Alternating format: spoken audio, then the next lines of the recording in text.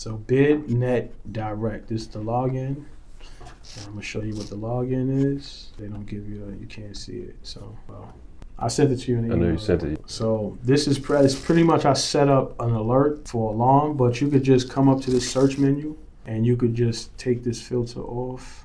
Because I always just use the word alarm. It doesn't matter if it's fire alarm, burglar alarm. It's gonna pull up cameras. It's gonna pull up everything that's under the title alarm.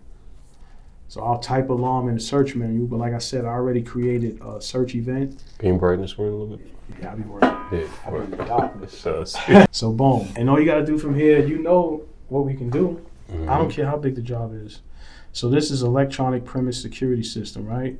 Security system was a key word for me. We look and see it's in Minnesota, and the published date was 10/24, which is today's date, so they just released it. Closing date is the date we have to submit it by. Right. So we want to be always a day before we want to submit this piece of paperwork or our solicitation. So let's say we're interested in this. We'll click on this. Oh no, we can't click on that because what this is what I have the New York State purchase. So we will have to go to my organization, matching profile, or go to my purchasing group.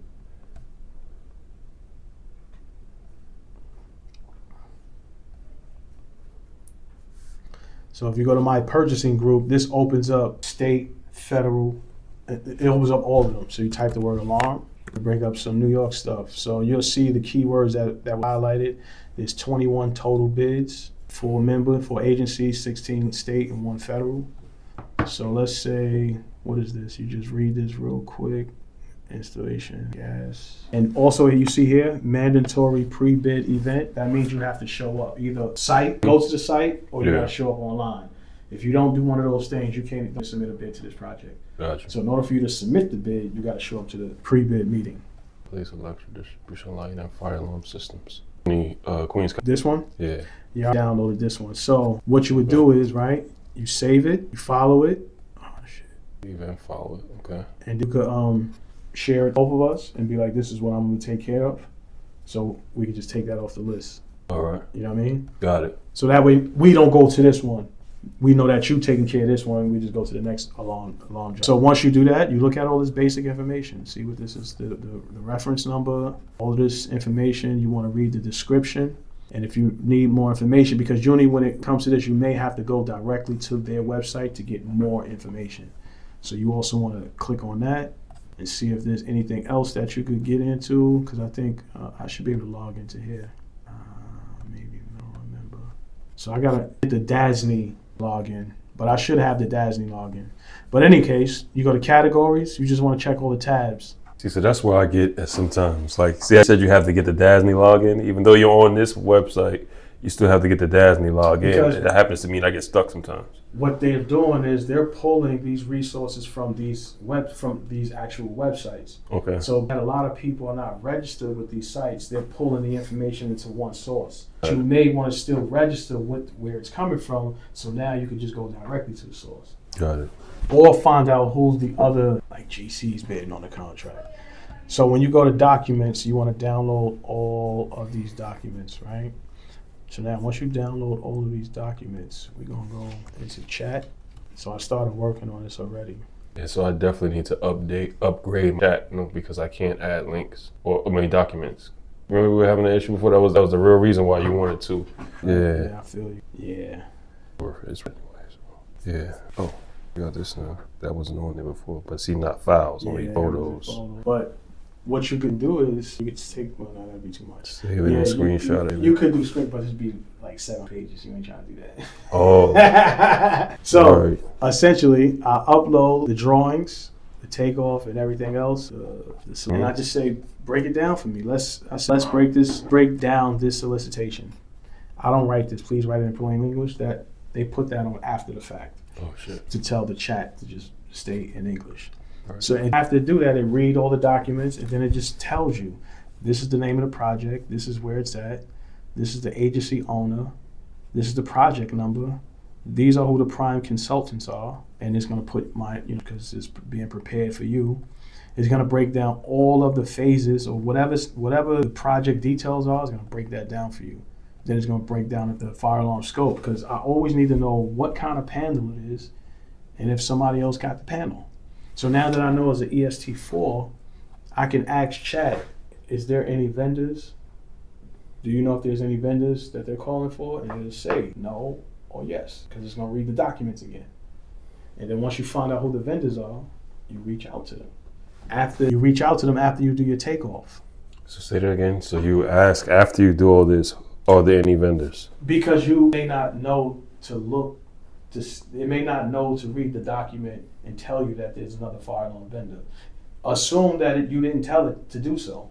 That's all. I'm assuming I didn't tell it to find a fire alarm vendor. I don't want to read the pages and find if there is one or not. I don't want to go through 1,500 pages to see there's none. Right. So I'm asked, read the pages again, let me know if there's a vendor. Right. So that way they let me know what I got to do. I got to go contact the GC now. Who's the fire alarm vendor? Right. Oh, you don't have one. Oh, well, then there's going to be an extra $30,000 because they're going to have to rewrite this program. Because when it comes to an Edwards system, we can't just put devices in. I need the software. So either the client has it on site, or we're going to have to recreate this from scratch. So I need you to find that out. Those are called RFI, requests for information. So now it's their job to go find this software, so that way I don't have to charge them $30,000. And if they can't find it, now they have to figure out where they're going to get this $30,000 so they can pay me to rewrite it to add these one smoke detector. But if they have a vendor already, then the vendor is the one who does all that anyway. What I'm trying to do is get them to find a vendor so I can call them and get their price, material, and programming. Because now we're the electrician. We're not the fire alarm company. We are the electricians. We're going to be installing the system. Got it. As the electricians. But we are fire alarm companies and we're going to do it. We know how to do it, but we're going to play the electrician. I understand because better we're trying now. to get money. That's like with the escalator. So when you become the vendor is the person that's the fire alarm company, pretty much. Right. They're the ones who can only touch the panel. It's like work with Elite Electric. You're the vendor, and Right. they're the electrical company. Right, right. We're Like the UN job, you're the vendor for the Exactly. UN job. Okay. Exactly. Actually, for the UN, you can consider me as the prime for the fire alarm portion. Okay. Because I didn't get hired, I have to hire the fire alarm company and I have to hire the electrician. That's it. So those are the ways. So we're going to be the fire alarm company where we're going to do the whole job, design, hire the installer. We're going to bid the whole price out and we're going to hire the people to do the work. Or we're going to act as the electrician because we have to build out a partial system. But it still plays the same. We hire the electricians to do the work and then we just hire the fire alarm company to do their work. We're not going to be the fire alarm company to do the work. We now got to do two things. Get the fire alarm company, get the electricians. Got it. Our job, we just get the electricians. All right. Because we're going to be doing programming. So in most cases, there'll be 3 teams pretty much on the bid: the prime, the vendor, and the electricians. They can play Right. Any one of them can maybe play two, right? Right. But they can't play 3. Right.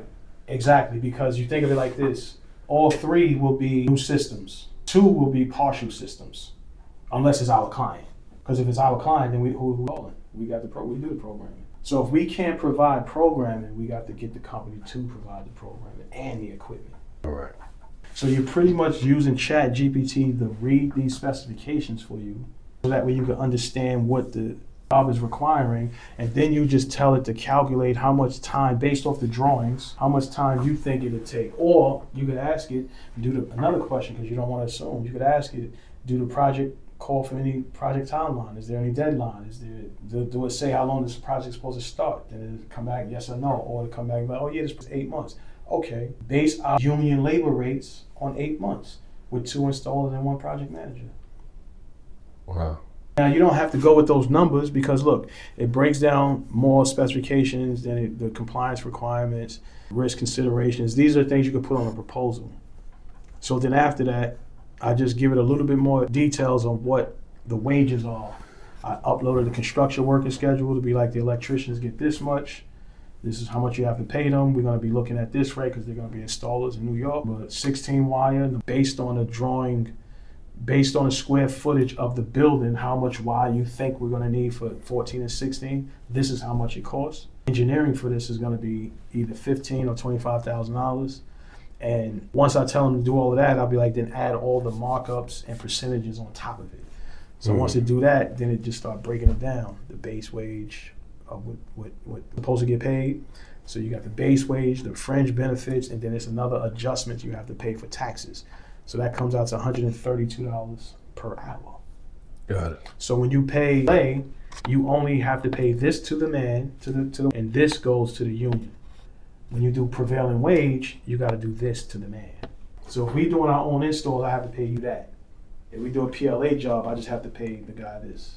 But the union got to get this also on a weekly basis. So once they do that, you add all that stuff up, then it put the typicals of the payroll tax, workers' comp, overhead, and all that other good stuff, plus my profit margin. So it doesn't have to be 40%. It could be anywhere between 7% and whatever you want to make it. Right.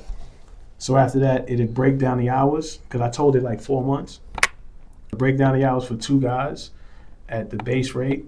Loaded with all the percentages, it'd be $147, right? So that'd be how much the extended cost would be to hire 2 guys for 4 months. And then have 1 project manager at half the time there, $30,000, and there's a budget for the fire alarm programmer. And so the total base labor price will be that. That's just 4 months. Then now I have to kick in the fire alarm estimates, how much the fire alarm equipment is going to cost. They miscalculated the fire alarm wire. They only gave me 1 wire. That's definitely not enough. But anyway, the fire alarm cable, the engineering, the vendor programming, and then that subtotal, because this will get added on to this price. So once they do that, then here go the overhead and profit. So that brings it out to this price. Then you add your profit margin at the end, which will add that much in value, which that's astronomical. So you adjust this price. So you're just really trying to get in the ballpark. You're not going to use these exactly. But you do want to know, you got to pay the guy $137 an hour, and they're going to be there for 3 straight months. That's over $100,000. You have to charge that price. So they tell you like the grant price for a project this particular size would be $379,000. But I wouldn't get that much. I really wouldn't that much because that's a lot. I'll scale back some of the percentages and things like that. Most of that stuff is a little bit too high. A project like that will have more devices. There's not a lot of devices here for a job like that. Every one of those replies were automated though, right? Or some of them you actually. No, they spit that out. You spit it, okay. So it's like this, it's cold. They're running some pipe. If we look at the drawings, because another thing I do is I stare at the drawings and I estimate how long it would take me, like if I was running this cable and wire, like from to where I gotta go. So I'm looking at the space, and also I take detail to figure out how much space it actually is. I look at this legend right here. So this is 1/8 of an inch. Every 1/8 of an inch is 1 foot. So using Esticom, when you upload it, you'll figure out that this is probably like 20, there's not a big space. So we can knock this out relatively quick. This is be quick because this is where all the work is at. We just don't know how far we got to get the wire, where it's going to come from. So we look at this and go, that floor should be relatively quick. I could say 3 days for that floor, 4 days or whatever. Here go another area. This is not a big area or anything like that. So once you're using ChatGPT, you want to use your discernment for how big the system is. Do you think $300,000 that's too much for a job like this, right? Mm-hmm. But we know approximately I would like to use ChatGPT for is to pull the detailed information from the scope of work so I could put it on my proposal so they can understand exactly, so they know that I understand what I just read through all this paperwork you just gave me. And then I just try to be reasonable with the price. This would be where the most of the work would be. Realistically, I still would put this at like 3 months. I'll probably do like 6, instead of 8 weeks, I'll probably do 6 weeks. And then tell the guys they got 3 weeks to finish this job. Why is that? Because I want the rest of my money. Because if they work for the actual 6 weeks, that means I have to pay them that extra 6 weeks. I'm trying to save as much money as the client. These bloody ought to have been done yesterday. Yeah, that's why they're doing that. Yeah, so the more labor, if I need 8 guys to do this and I'm charging for 6 months, but I only send 4 and they can finish in 2, I'm killing. Right. And labor, not even material, just the labor portion of it. Mm-hmm. I really stare at the drawings and just estimate how much time it'll take me per floor. And then I'll come up with my price from there. But then I also think of, because realistically, if we had straight work to do this can be done in like 2-3 weeks. Mm-hmm. But a 3-week job can be 3 or 4 months because now we got to stop, we got to do this. It's just a lot of layover and distractions and a lot of things that take place when you're doing this. So I try to account for all of that. So if it's 3 weeks, that's why I'm back at the 6 weeks. So if I really can do this in like 3 weeks, 6, 7 weeks, and hopefully I'm right. Got it. And so even in a situation like this, it'd be in our best interest to maybe sometimes push everything else to the side and get it done as soon as possible. as much as possible? Like, say if there's things that when you interfere have with it. guys, that works when you don't have a lot of people, because you don't really want to just keep rushing and pushing people. But yeah, you want to do it in a playful type way. But if you have guys that can handle the work, you just push people to. You're not letting no. See, you actually pushing people to be motivated to finish the job faster. But they don't know that the real reason is because you want to get more money, or you try to squeeze as much labor or save as much labor in the process. That's really not the goal. The goal is really to motivate them to move faster. Yeah. Right. But how you get better in biz? You bid a job like this. Let's say 150,000, but you find out it's 200. The next time you get a job like this, you start at 200. You already spent the extra 50 on a job exactly like this. All right. So, how would it be incorporated into Estacom in this process? Because that would be the next step, right? After you do the chat stuff. Yeah. He already did takeoff, and that's where takeoff, right? That's what it is. Oh, he already did it. Right. He did the takeoff already. But yeah, you were up to Estacom, so that way you could get all of this information. So that's why when I uploaded to chat, it knew what it was. It knew the devices. And then I just have to go into the cake. Well, I really just estimated how much I thought this was going to cost to actually figuring it out. The takeoff is done before. Right. You go. Gotcha. All right, got it. So because you want this to essentially have the most possible information, get you closer to the price as possible. All you're trying to do is get to the price quick and send a proposal out. Understand what they're asking us to do and send this proposal out as quickly as possible with the best possible price. Got it. Instead of reading it, writing it, that's a longer process. These proposals are like a half hour. All right. It used to take me days, weeks. Man. It used to take longer time. Half hour. But there's some you got to fill out a lot of paperwork, and those just time they take. So the documents needed are the actual, as well as the takeoff, just so I can make sure I have on my everything checked off.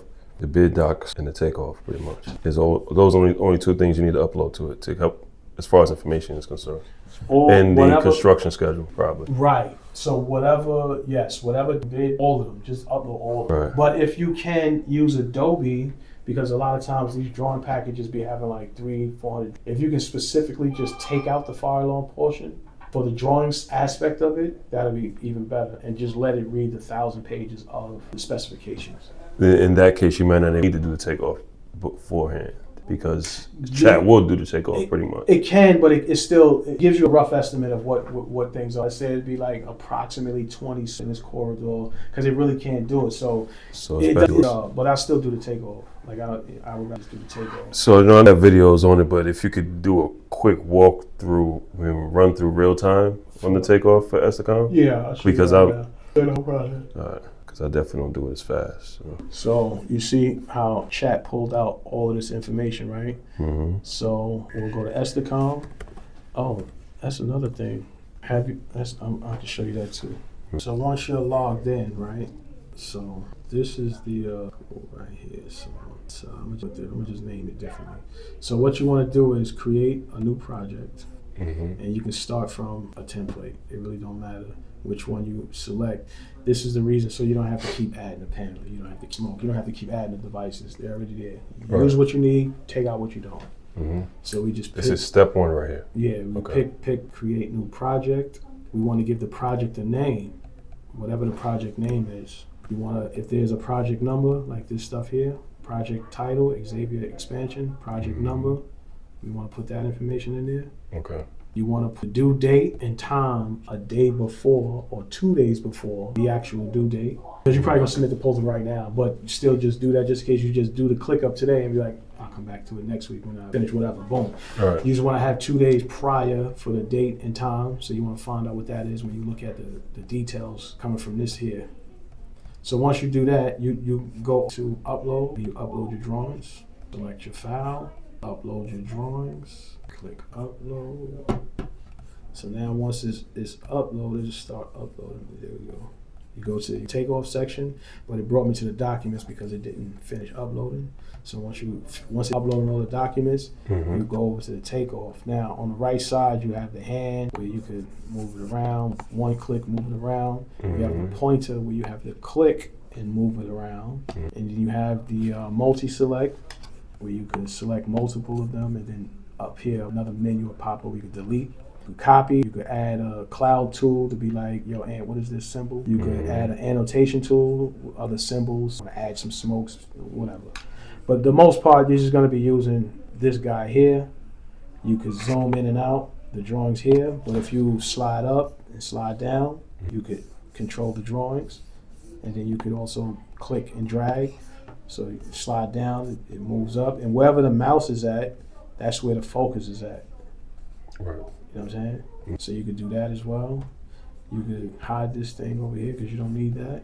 So the first thing I do is I on this page, this is where my symbols are. Because I need to know when I'm looking at the floor plan. I usually will have this printed out, sitting right next to me. All right. So when I'm over here, so let's say I get here, and then I'm looking at this, I'm like, damn, what is that? A horn strobe? A speaker strobe? Now another thing, there's horn strobes and then there's speaker strobes. There's horn strobes and there's speaker strobes. I always start on this page. This will let me know the type of system I'm going to use. Because if anything, I know this symbol is usually a speaker, but they're saying it's a horn strobe. So now we know we're not using a VM. The VM1, because it says horn. So we're going to use VS. Right. So that's the first thing I determined. If it says speaker, VS out the way, meaning we got to put a VM, audio unit, audio amplifiers, CC1s, like that's the stuff. So we look, horn strobes, all right, those are horn strobes, cool. So we got that printed out next to us. What we do next, another thing, I have to read this stuff here, because here you will find if there's a fire alarm vendor and who they are and their number. So you read that. This is fire alarm stuff that I know already, but I'll go through these notes because all these shit is usually copy and paste generic. So I'll look and see if what they want us to do. Sometimes they'll say fire alarm or fire alarm vendor is responsible for demo. And then now we get the job and you be like, yo, the electrician, you supposed to demo now, you ain't read the drawings? That happened to me at Director's Lodge. I was responsible for cutting the holes out. I was like, oh, word? There's a lot of holes. I was be doing that right here. I'd never done that before, but I busted out with no money. So it said, provide monitoring module for fire. And they also have maybe extra stuff. So they'd be like, all right, so depending on the system size, give me 5% of pull stations. So you got 20 pulls and for spare modules, for spare parts. So I mean 2 or 3 pulls they want to keep for spare parts. You got to add that to the price. So the drawings say 20, you really got to add 23. Got it. This is probably where the chat pulls some of the data from too, right? Most of it. Right. Once we figure that out, then we go over to the drawings. And then we know what these guys are. So these are our strobes. When you see 15, 75, and 15, when you're installing these devices, you are supposed to set it at that candela rating. It comes set at 75. But if you're looking at the plans and you just install this and you didn't change it to 15, then you just fucked up. Got it. Because you didn't Right. Oh, 17 and 15 mean that means then change 75 and slide that meter to 15. Yeah. So we know these are strobes, so we just go strobe, horn. We go smoke detector, Say like we don't have any conventional pull stations, right? So whatever we don't need, we can get rid of. So we'll say there's no conventional pull, so we'll just delete that. Whatever we don't need, because we just want to neaten up the list, put a little OCD into it. All right. But that's after you completed everything. Everything is marked up. You can just delete what you don't need. So when you do your quote, it'll just spit out only what you up. So we got more smoke detectors. And we got some pull stations, and you'll start getting used fluid. You'll start getting used to it. Yeah. You get pull stations. Where is that? ER on relays. Like if I don't know what ER is, I'll go elevator recall. Oh yeah, relays. All right. That's all. Got smoke. I couldn't figure out how to actually click them in like that. So I was actually looking at the budget, and then I was like, that's why I use Camtasia, because if I click, it'll say click or Control A, but you have to put that in there. Yeah. And a lot of times I forget to add that feature in there when I'm using Camtasia, but that's the reason, because whatever I do here, Camtasia puts it out. I press A, B, C, but you have to do it in Camtasia. That's why I dropped it at. You click that side of the device first, and then you click it on the print itself. Another thing, if you leave it on there and by accident you click, you just added one. So say like you try to, then you move, so what you would do is you either have the hand, no, else removes it, or multi-select. Alright. So boom. That's helpful for sure. And then we see that we look, because this area means no work is being performed over here for construction. So we just verify everything is there. Cool. Move on to the next page. Blow it up. So we got a few things. DH is, if you don't know what it is, go back to the first page, but that's door holders. So when it comes to a door holder, you need two things. You need a relay and you actually need the door holders. Okay. You know what I'm saying? So you always call. Put two there. I would put one relay because I know all I need is one relay to drive it. Yeah. It's all one relay for each door holder. Who cares? Right. So let's say we do that. We put two control relays. So now we don't have door holders. So all we would do is go to something that's not something we don't think that's going to be on a later set of drawings. Let's say like conventional heat. Yeah. So we'll go on that and we'll just go door holder. And here you could have different sizes, your different colors, shapes. Okay. So if you want this to be something else, you can change that. All you gotta do is close it. So now door holders. Actually, that ain't gotta do that because it added another one. So we gotta actually select door holders. Where are you? And then we go boom, boom. So now we selected the relay and the door holders for that spot. So we got some smokes. Let's go to pull first. Pull. And we got some. Where you at? Smokes. Boom. Boom, and then we got this horn strobe.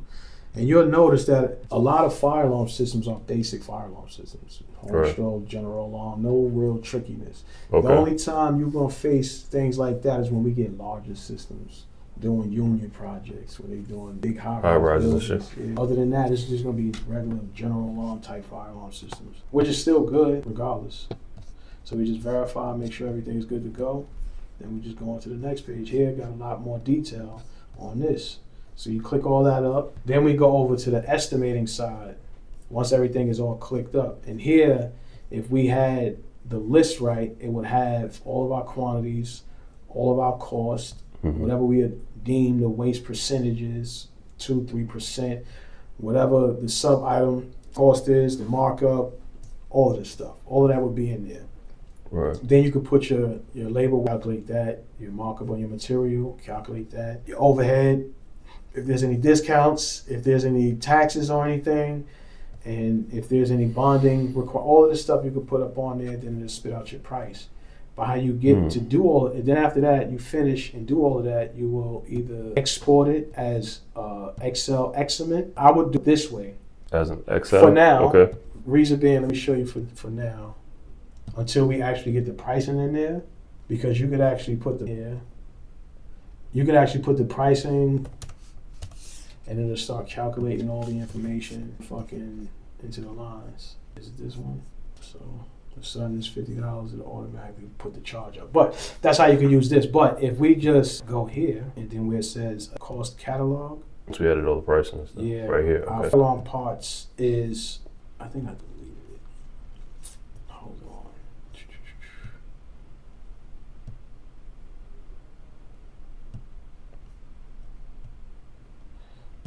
Yeah, I think I deleted it. But a lot of stuff that's in there is stuff that I added on the fly. Got it. So if we actually have like this, then we can create Kitty. Kitty could do something like, let me see, download the template.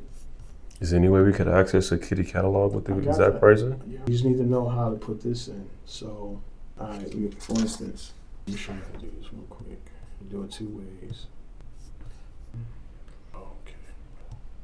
All right, so let's do this. I'm looking for the folder where I already had all of the things. This work. So what we could do is review. Add-ins here. So we export bill of materials. Let's see what comes up. So this is pretty much, it didn't give me a good price. All right, so now we got to do it again. That's pretty much a list of all the devices you would use, right? Yeah, but it gives me the price. Quote, a unit price. No. So what we want to do is take the descriptions. This spreadsheet needs the item name. So item name, we could use the part number, be the item name. The item description, of course, would be the description. The unit of measure would be each, like this guy here. One, what the unit cost is. We either have to, what we can do is, right, get all of the Kitty pricing together. Somebody have a file for like 10, 15 of this. That's really what we gotta do. Yeah. So use the K quote, and then like if you K quote, you will come on this page here and go to review, unprotect sheet, and then just add shit. Get a list of everything, hit Control P, and now you have the list. Right. For the price list, every product. Give it to them in PDF, or you can go to add-ins, Kitty bill, and export quote with unit price, and then you get the spreadsheet. But that's how we can get all the kitty material. Firelight, you got to get that from ADI. So you have to find out what the smokes are. Like the So I could just have my raw rep at Firelight. I mean, build your spreadsheet with all the pricing for all the Firelight products. Can I get a price for, can you build out this Firelight thing? I don't know the parts and model numbers, but I need their newest panel, post, all the thing, and then be like, can I just get a price for it? And then be like, Right. Yeah.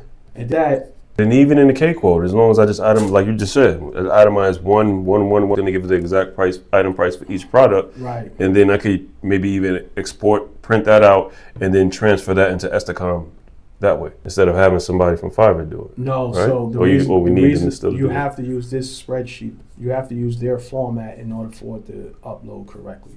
Like you have to be done in this spreadsheet in order for you to just upload it, all of it. Yeah, all right. Or you're gonna have to input them one at a time inside Estacom. Like going back and forth, window to window. Yeah. So get somebody to do this. One for Edwards, one for the Firelight, and then from there, Right.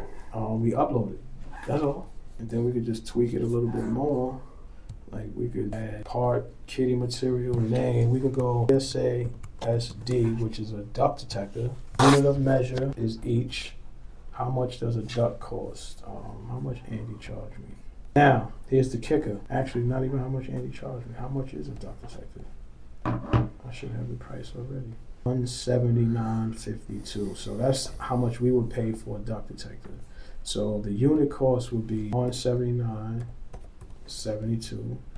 The labor cost would, meaning do you attach labor per device? We don't have to do that, because then we have to add 300 smoke detectors. That's 300 hours. That's crazy. So material tax does not apply. Yes or no? Manufacturer could be, kitty, could be kitty. If there's a catalog number like that, whatever that is, this right here is the catalog number. This 8, this right here is the catalog number. So, like if you just saying, the PDF will come up in Google. Okay. All right. Okay. Catalog, add the PDF. That's all you want to do. So we have an image on file too. Right. Click on create, and boom. Now that part is actually in there for the kitty fire alarm material. So every time we're in projects, and let's say we're in this here, and we're going to take off, and then we want to add duct, then we look for the one we just added. So if it don't come up this way, then you just go GSA, and there you go right there. Well, that's the old one, $358.98. That's the old one, because that's the SRP price. But essentially, yeah. It's on the bottom of the list. Right. So I do have stuff in here. Yeah. That's why I was like, why I can't find them? Because. So do we want to keep that old pricing? Oh, maybe it's here. That was in it before? Oh, that's why it's here. It's in the custom. So here, it's not a lot. It's only 19 devices in here. That's why it's in. So, it's already there, just the pricing needs to be added to it. Yeah. Yeah. Well, we put the deal up at $179.72. Yeah, no tax of the catalog. So every time we select that device, we'll get that device.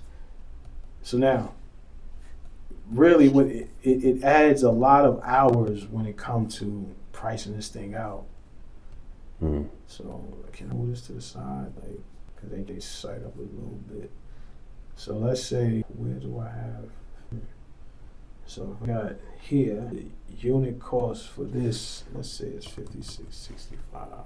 And the markup would be, because if these are install price, we can put the markup at like 35, let's say 50% or whatever. Margin price is just a markup price. So we go back to 35, let's say we want that to be that. This would be the cost, this would be what the profit. So now the unit labor cost.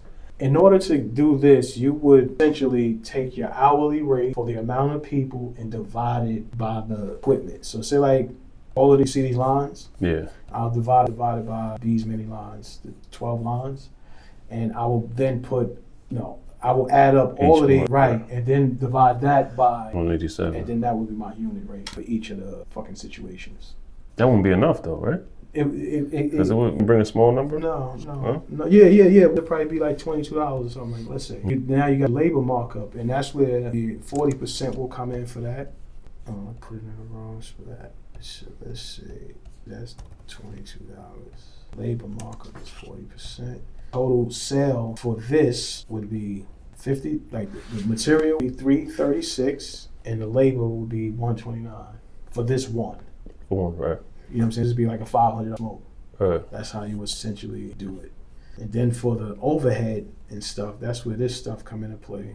The material, you can mark it up a little bit more, mark it up a little higher. The overhead could be 10%, make a little bit more, whatever. And if you got any bond or anything like that, any tax, material tax, anything, and then boom, you get your whole entire price. And then once you can export it as an estimate. If you do it in a PDF, this is where you can send it out as a quote. But we're not sending this out as, using this to be sent out as a quote. Right. Actually, wait a minute. I must be doing something wrong because I don't understand how he's able. Why am I not able? I'm just gonna. It used to come out like this because this is how he sent it to me. But when I've been doing it, the last few times I've been doing it, been coming out like this. Interesting. Anyway, that's how you do that. Got it. So, and then only besides that, the takeoff is the wiring, right? Is to estimate the length of the amount of wire you need, which you use through. Yeah. So how you do that? Just a quick estimation. You go back over to the takeoff. Just go to a floor plan, and let's say this is the floor plan.